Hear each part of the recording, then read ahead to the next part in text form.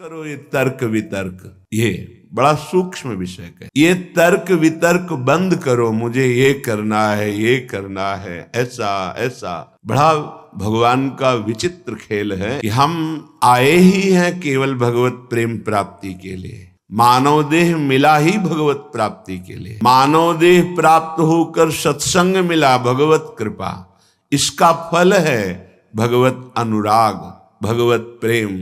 अपने जन चाहे वो विरक्त मार्ग से चले या गृहस्थ मार्ग से, दोनों का लक्ष्य भगवत प्राप्ति ही है। पर बड़ा विषम भाव जागृत हो जाता है। जब सुनने को मिलता है तो हृदय में लगता है कि ये माया का भ्रम कैसे बैठ गया। बहुत अच्छे साधक में एक नवीन वासना जागृत होती है, मैं जगत का कल्याण करूंगा। ये बहुत बड़ा भ्रम है, बहुत बड़ा भ्रम है। भगवान कृपा करें ये भ्रम कभी जागृत न हो। क्यों? क्योंकि जिन जिन को सामर्थ्य मिली उनने संपूर्ण जगत को प्रणाम किया, नमस्कार किया अपने इष्ट भाव से। सी राम मैं सब जग जानी, करऊं प्रणाम जोर जुग पानी। किसका उद्धार करना? अपनी बुद्धि का, जो भ्रम में डूब गई है। मैं ऐसा करूंगा, वो ये नहीं समझ पा रहा कि ये मूढ़ता मेरा पिंड नहीं छोड़ रही है। सच्ची मानिए, जब सामर्थ्य आती है जगत कल्याण की तो कोई दिखाई ही नहीं देता जिसका कल्याण करना हो, क्योंकि वो अपने कल्याण दाता का ही दर्शन करता है। तब अंदर से लगता है कि बिना गुरुदेव की कृपा के साधक भ्रम को नहीं त्याग पाता है। एक कल्पनात्मक के मेरे में सामर्थ्य है किसी का कल्याण करने की। किसका कल्याण? आराध्य देव का। अगर आराध्य देव नहीं देखा तो सामर्थ्य नहीं, और जब सामर्थ्य आई तो कोई बचा ही नहीं जिसका कल्याण करना हो। बस वो एक लीला चलती रहती है, कभी गुरु बनकर के, कभी उपदेष्टा बनकर, कभी शिष्य बनकर। जैसे भगवान अवतार लेकर लीला करते हैं, ऐसे भगवत प्राप्त महापुरुष की लीला चलती रहती है। उसकी दृष्टि में कोई ऐसा नहीं बचता जिसका उद्धार करना हो, क्योंकि वो अपने आराध्य देव को देखता है। तो बंद करो ये तर्क वितर्क की बातें, ऐसा नहीं, वैसा नहीं, वैसा नहीं, बंद करो। श्रीपाद कह रहे हैं, जैसे आचार्य चरण, बंद करो ये संसार की वार्ता, ये तुम्हारे को नरक प्रदान करने वाली, ये बुरा, ये भला, ये उत्तम, ये अधम, ये दृष्टि माया देती है, भक्ति नहीं देती। भक्ति तो देती है दृष्टि, ये भक्ति की दृष्टि होती है। ये माया की दृष्टि है, ये अधम है, ये उत्तम है, ये गुणवान है, ये गुण रहित है। ये सब मायामयी, ये विषमता है। और उपासक भक्ति के प्रभाव से इस संसार की विषमता से मुक्त होकर वो सम हो जाता है, समदर्शी। तभी समस्त कामनाओं का नाश हो जाता है, क्योंकि कुछ बचा नहीं भोगने योग्य, तो कामना किसकी? सब कुछ आराध्य देव, ऐसा अनुभव हो जाता है। तभी समदर्शी, इच्छा कछु नाही। क्या करना है? तुम्हारे हृदय में ये जो मोह जाल माया ने फैलाकर तुम्हें बांध लिया कि ये अपने, ये पराये, ये मैं कर सकता हूं, ये मैं करूंगा, ये मैंने किया, ये तुम्हें अज्ञान अविद्या का जाल बांध चुका है। तुम इसे सहसा काट नहीं सकते हो। सीधा वृंदावन आओ और भगवत प्रेमी महात्माओं का संग करो, तुम्हारे हृदय का ये मोह जाल नष्ट हो जाएगा। सत्संग से विवेक और विवेक से मोह जाल का नाश मान लो। गुरु के वचनों पर अटल विश्वास कर लो, सब बात बन जाए। तर्क वितर्क की जरूरत नहीं है। ये भाव का विषय है, विश्वास का विषय है, प्रबल श्रद्धा का विषय है। अगर मान लो तो निहाल हो जाओगे। खुद देख लेना, संत समागम से जब तुम्हारा हृदय पवित्र होगा, तब क्रमशः उत्थान होता है या सीधे उत्थान, ये तो आराध्य देव जाने कि क्रमशः उत्थान कराते हैं या सीधे स्थिति प्रदान करते, ये उनके ऊपर है। वो किसी पतित को सीधे महान जीवन मुक्त बना सकते हैं। लोगों की धारणाएं होती, जैसे किसी से कोई गलती हो गई तो जीवन भर इस बात को देखते हैं कि ये वही है जिसने वो गलती की थी। नहीं, कल गलती हुई थी, आज आराध्य देव की कृपा हो गई तो जीवन मुक्त हो जाएगा। इसीलिए कभी किसी की गलती को देखकर सदैव उसे दोषी नहीं मानना चाहिए। क्यों?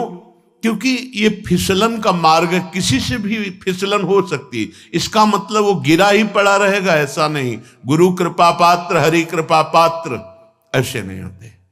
एक बार पूज्य श्री मामा जी बक्सर वाले, उनसे एक एकांत में प्रश्न किया कि शरणागत गिर क्यों जाता है? जब भगवान का शरणागत है, भगवान के वचन हैं, तो वो गिर कैसे गया? शरणागत गिर क्यों जाता है? बोले शरणागत है वो का पक्का। तो बोले फिर वो बाल है खिलाड़ी के हाथ का, वो गिरा नहीं है, वो नीचे पटका गया है, तो गिरना ही तो हुआ ना। बोले नहीं नहीं नहीं, जब खिलाड़ी अपने हाथ का गेंद नीचे मारता है तो नीचे फेंकने के लिए नहीं, लक्ष्य चूमने के लिए नीचे ऐसे पटका मारा कि वो अपने लक्ष्य पे पहुंच गया। एकदम हृदय शीतल हो गया। तो लगा कि बिना संत समागम के समाधान हो ही नहीं सकता।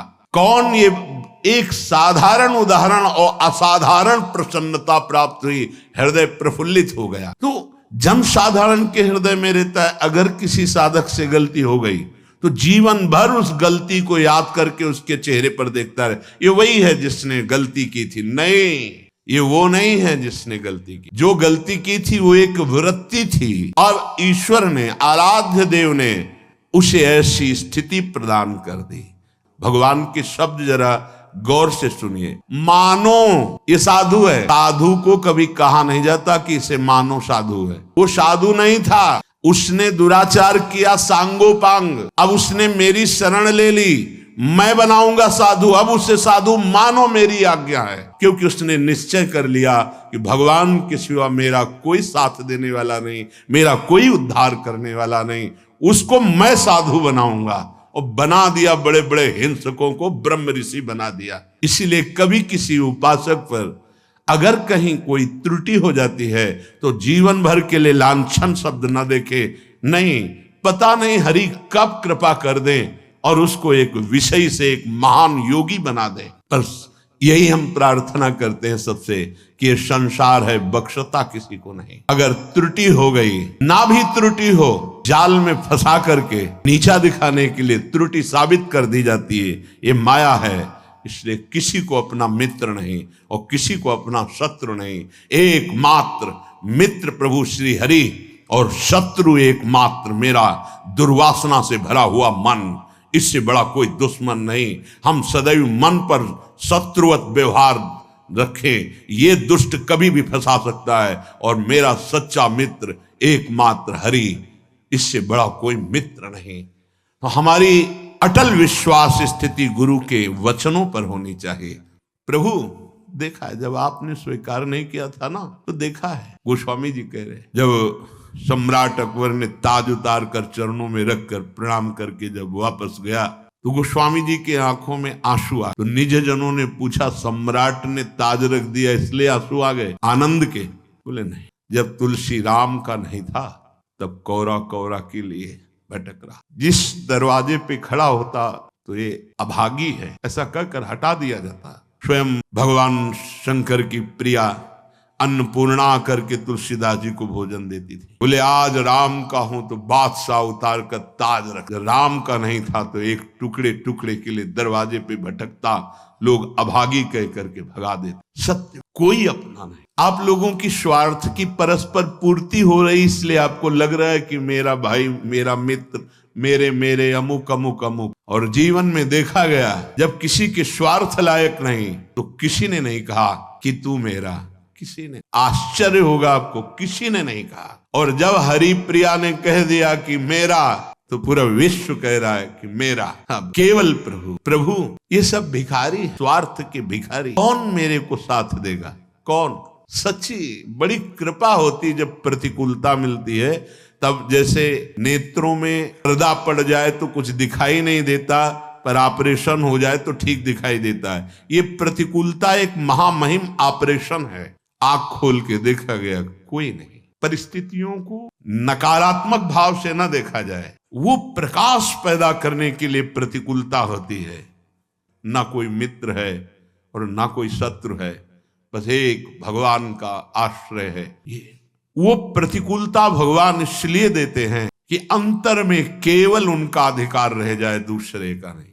ये मेरा स्वामी बुलवा रहा है, क्योंकि पहले बुलवाया अनन्य आश्रय के लिए, और अब बुलवा रहा है कि देख मेरा दुलार, मैं कहीं भी बैठकर तुझे ऐसे शिखर पर चढ़ा सकता हूं जहां सब वंदना करते हैं। कभी किसी पर दोषारोपण करके प्रतिकूलता को प्रतिकूलता मत मानना। वो प्रतिकूलता केवल शिखर पर चढ़ाने के लिए होती, ऐसी ऊंचाई पर चढ़ा दी जाती कि आश्चर्य होता है कि कल ये रज हम पैरों से दबा रखे थे, आज ये मुकुट पे कैसे बैठ गई। वो वायु का संयोग, अनुग्रह का संयोग। इसलिए मनुष्य की तो बात क्या, किसी का भी सहारा नहीं लेना अपने आराध्य देव के सिवा। कदम कदम पर, यही तो अनुभव का जीवन तब होता है जब किसी का सहारा नहीं होता। हम चाहें भी सहारा लेना तो कोई बनता नहीं है सहारा, कोई नहीं बनता। उसका कौन सहारा बनता है जिसका संसार में किसी भी गुण से संबंध नहीं है। कौन सहारा बन, कोई नहीं। सच्ची मानी बड़ा भ्रम है कि हमारा कोई मित्र है और या हमारा कोई सहयोगी है। इस भ्रम को मिटा दीजिए। सच्चा मित्र केवल एक मात्र आराध्य देव है। ये समझ में आ गया तो छाती फूल जाएगी, और चौड़ी छाती करके विश्व में, ये हम कृपा की बात कह रहे हैं। कभी किसी को नीचा मत समझना, वो मालिक का एक दिया हुआ पार्ट है। वो उस समय की लीला है केवल। वो कुछ क्षण उसके अभिमान को रौंदने के लिए, वो दैन्यता प्रदान करने के लिए लीला है। इसके बाद ऐसा उठेगा कि कोई छू नहीं सकता। बिल्कुल हृदय में जब प्रतिकूलता बाहर से मिले, प्रसन्न होना कि अब ऊंचाई पर चढ़ने की सीढ़ी मिल गई और ऐसी ऊंचाई पर चढ़ाया जाएगा। सच्ची आप भगवान के सिवा अगर किसी का सहारा मन में है तो धोखा ही मिलेगा। और जिसे केवल एकमात्र इष्ट का सहारा, उसे बाहर से कोई पहचान नहीं सकता। और वो एक क्षण में इतनी ऊंचाई दे सकते हैं कि जो करोड़ों जन्मों की साधना से नहीं मिल सकती। सच्ची बात है। जो आश्चर्य होता है, ऐसा कैसे हो सकता है। वो कर तुम है, वो अकर तुम है, वो अन्यथा कर तुम है। वो सर्व समर्थ ईश्वर है और ये उसका दास है। दास की उदासी को देखकर हंसना मत, क्योंकि वो उस महान का सेवक है कि जिस दिन नजर घूम गई उस दिन सबकी नजरें वहीं लग जाएंगी, जिसको उदासीन भाव से देखा जाता था। जो वास्तविक भगवत दासत्व की ठसक में आ गए वो निडर हो जाते हैं, उनको काल का भी डर नहीं होता। इसलिए हे प्रभु, आपने मुझे अपना शरणागत बना लिया। अब तो मैं दृढ़ता पूर्वक आपके चरणों को ही पकड़ लिया। सूरदास जी कहते हैं कि हे प्रभु, तुम्हारे मिलने से जो मुझे सुख मिला, मिलने का मतलब आपके चरणों का आश्रय लिया, आपका नाम का आश्रय लिया। बोले ये घनेरा सुख है, घनीभूत, इसमें दुख का प्रवेश ही नहीं हो सकता। आप बाहरी दुखों को लेकर परेशान रहते हैं। उसने ये कह दिया, उसने ये कह दिया, शरीर रोग से ग्रसित है और व्यवस्थाएं ठीक नहीं, ये सब बाहरी बात। एक बार तू परीक्षा दे दे और पास हो जा। हर परिस्थिति में प्रभु के प्रियाजू के चरण न भूले, फिर आप परिणाम देख लेना। पाए सुख जो घनेरे, ऐसा घनीभूत सच्चिदानंद सुख इह परलोक, पीछे के पद में था। महाप्रभु हरिवंश चंद्र जी ने कहा है कि इस लोक में भी परलोक में परम सुख निश्चित, विश्वास करो। इसलिए श्रीपाद कह रहे हैं, ये जो अब ये तर्क वितर्क का जाल छोड़ो, मोह जाल के काटने के लिए भगवत कृपा से सत्संग मिलेगा, उससे विवेक मिलेगा। विवेक से मोह का नाश करो, वृंदावन में आ जाओ। जितने घंटे वास करो बहुत महान है। जो सप्तपुरियों में आजीवन वास करने से प्राप्त होता है, वो यहाँ 24 घंटे वास करने से प्राप्त हो जाएगा। ये श्रीपाद ने कहा, एक बार यहाँ के पुष्प को सूंघ ले प्रसादी, एक बार बिहारी जी से नेत्र मिला ले राधा वल्लभ लाल से, और एक बार इस भूमि में मस्तक रख दे, वो कभी नरक नहीं जाएगा। श्रीपाद कह रहे हैं, और ये बड़े बड़े महानुभाव कह रहे हैं। श्रीधाम वृंदावन की एक कण रज का अगर तुम्हारे शरीर में लग गया है जीवन में कभी, तो यमदूत तुम्हें स्पर्श नहीं कर सकते। ये ब्रजरज, ये वृंदावन रज है, इसकी महिमा कहीं भी रज की महिमा आप नहीं सुनेंगे, लेकिन ये ब्रज रज की महिमा संपूर्ण शास्त्रों में जय घोष को प्राप्त हो रही। फिर वृंदावन रज, ये तो महारानी जी के चरण चिन्हों से युक्त भूमि है। एक से एक प्रेमी महाभागवतों के आंसुओं से भीगी हुई ये भूमि है। ये प्रेम भूमि है जहां प्रवेश करते ही उद्धव का ज्ञान धूल धूसरित हो गया, जो बृहस्पति के समान ज्ञानी, क्योंकि गुरु अपने शिष्य को समान ज्ञान प्रदान करता है। बृहस्पति जी के शिष्य श्री कृष्ण के मित्र यहाँ आते ही उनका ज्ञान भूस्फुरित हो गया और प्रेम पिपासु बन गए। पीछे प्रसंग चल रहा था, कस्तरत माया से कौन तरता है, तो उत्तर हुआ था, की व्याख्या हुई थी, संगास्त्यजति, भोगी पुरुषों का संग, जिनके संग से हमारी मति व्यसन में फंस जाए, गंदे आचरण में फंस जाए, गंदी बातों में फंस जाए, ऐसे लोगों का संग नहीं। जो हमारी आंतरिक वृत्ति प्रभु से विमुख कर दे, प्रियालाल के चिंतन से रहित कर दे, उस वृत्ति का संग नहीं। ये हुआ संगास्त्यजति। दूसरा महानुभावम सेवते, महापुरुषों का संग माया से तरने के लिए अमोघ बात है। जिसका अंतिम जन्म होता है उसे संत समागम प्रभु प्रदान करते हैं। महापुरुषों की सेवा में ममता बहुत बड़ी बाधा है, इसलिए निर्ममो भवति, ममता रहित होना अत्यंत आवश्यक। ये ममता एक ऐसी बड़ी बाधा है कि भगवत कृपा से जो महात्माओं का संग मिलता है तो ये ममता से बंधन युक्त हुआ मन उनकी अवज्ञा कर देता है, अवहेलना कर देता है। बहुत सूक्ष्म विषय है। जीवन में वो अवहेलना जो तुम्हारी ममता तुम्हें हर कदम नीचे गिराएगी, कभी ऊंचे नहीं उठा सकती। और अगर गुरु की ममता, तो ममता का भी पोषण होता और समता का भी पोषण होता, और प्रियालाल की प्राप्ति में कोई बाधा पहुंचा दे ऐसा पैदा नहीं हुआ। तुम खिलवाड़ समझते हो? आज्ञा पर जीवन भस्म कर देना, महत्व अपना मिटा देना, भगवत प्राप्ति के प्रेम रंग में खेलना होता है। खिलवाड़ समझ रखा है। इस मार्ग में भगवान की कृपा से सब संगों का त्याग करता है, गुरु कृपा से, तब महानुभावम सेवते, महानुभावों का संग मिलता है। फिर संपूर्ण सृष्टि का मालिक अपना प्रण भूल सकता है, लेकिन अपने जन का प्रण नहीं भूल सकता। तुम्हें सिर्फ आज्ञा पालन करना है, बाकी का सब हमारा आराध्य देव देखेगा। नहीं, आप ममता का पोषण करके तो देखते रहो, तुम अपनी ममता की सुरक्षा भी नहीं कर पाओगे और परमार्थ की समता को झांक में नहीं पाओगे। पूरे जीवन की उन्नति में आग लगा दी। अब कदम पीछे नहीं, आगे बढ़ेगा। और जब आगे बढ़ेगा तो ध्रुव जी ने कहा, मेरी माँ का क्या हुआ प्रभु? मैं तो दिव्य सिंहासन पर जा रहा हूं। बोले, आगे जो चमकता हुआ विमान जा रहा है उस पे तुम्हारी माँ विराजमान है। कुल धन्य हो जाता है। ये ममता, ये मेरा शरीर, इसका अधिकारी मैं हूं, ये मेरी माँ, ये मेरा परिवार, ये मेरा घर, मेरे पास पैसा, अब मुझे किसकी जरूरत है? एक छोटे से सीमित ममता के कुएं में गिर गए। असीम ममता प्रियालाल के चरणों में समर्पित करके, ये ममता एक बहुत बड़ी बाधा है। उसी में भगवत भाव करके चलने से आप वहां पास रहते हुए निकल। आप विश्वास कीजिए, अगर वचन दे दिया है कि इस लोक परलोक में तुम्हें कुछ सोचने की जरूरत नहीं, तो तुम देख लेना, गुरु प्रताप आगे से आगे सब होता चला जाता है। आप समझ नहीं पा रहे हो।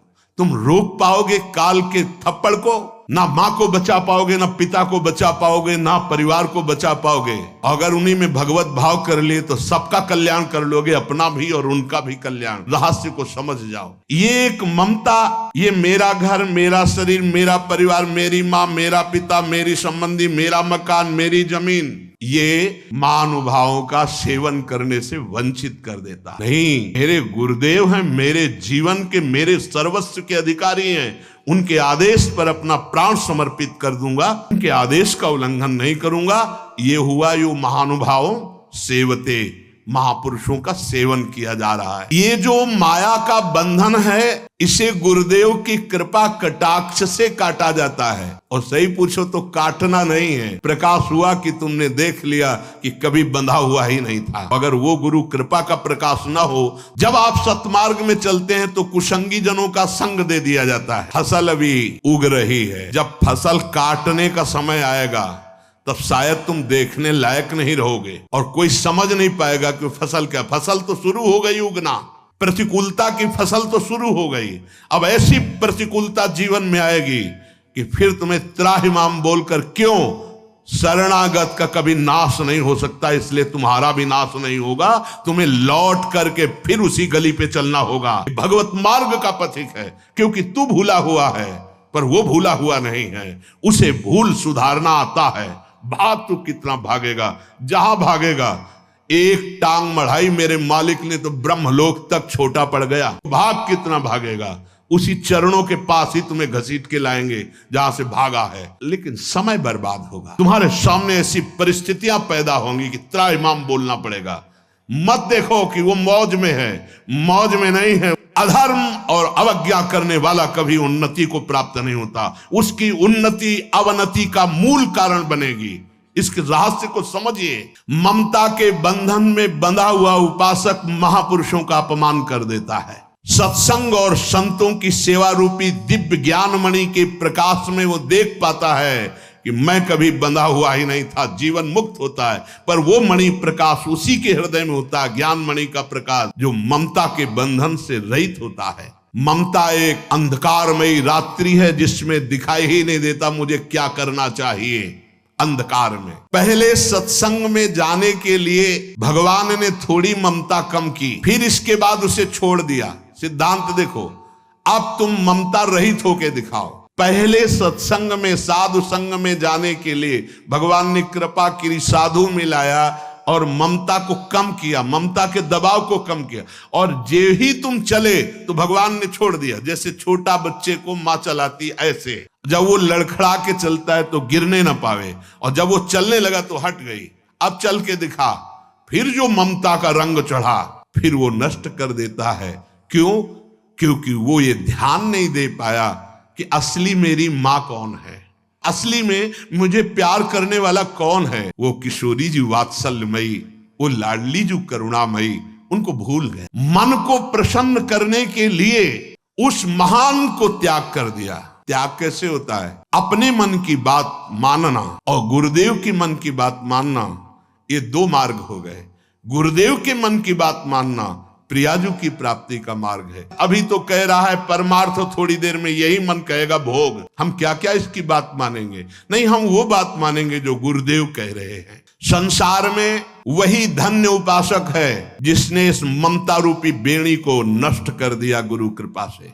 निर्ममो भवति, भगवान ने। अगर हम निष्ठा से बस चरणारविंद में हैं, अरे 21 पीढ़ियों को परम पद मिलता है, फिर क्यों नहीं मिलेगा? हम अगर ममता से बंध गए तो हमारी भी दुर्गति और वह भी दुर्गति। ये निर्ममो भवति, ये निर्ममता कैंची केवल गुरु जी के पास है। तुम बात नहीं करोगे, तुम फोन नहीं करोगे, तुम नहीं मिलोगे। जब तुम्हारा कोई मिलने वाला है हम मिलेंगे, हम स्वागत करेंगे, लेकिन तुम नहीं। तुम्हारा केवल लक्ष्य श्यामा श्याम, कटती चली जा रही हर डोरी। ये बात ये गुरुदेव कृपा करके करते। हर जगह की ममता का नाश तुम समझते हो ये निर्मोही है? नहीं नहीं, सच्चे प्यार करने वाले गुरुदेव ही होते जो तुम्हें उस परम पद पे प्रिया प्रीतम की उपासना, रसिकों का संग और अब भी कल्याण ना हो तो जो अपनी मनमानी नहीं। हमको अब हमारे जीवन का अस्तित्व समर्पित करना है गुरुदेव को, तो अपने आप वो तुमको निर्मम कर देंगे, ममता रहित कर देंगे। जहां ममता रहित हुए तो जहां से ममता का सागर लहराता हुआ तुम्हारी तरफ उफान करते हुए आ रहा था, उसमें डूब जाओगे। वो दासी वत्सला कर ही राधा, फिर देखोगे स्वामिनी जू का प्रताप, फिर देखोगे स्वामिनी जू का प्रभाव, देखोगे मेरे प्रभु का दुलार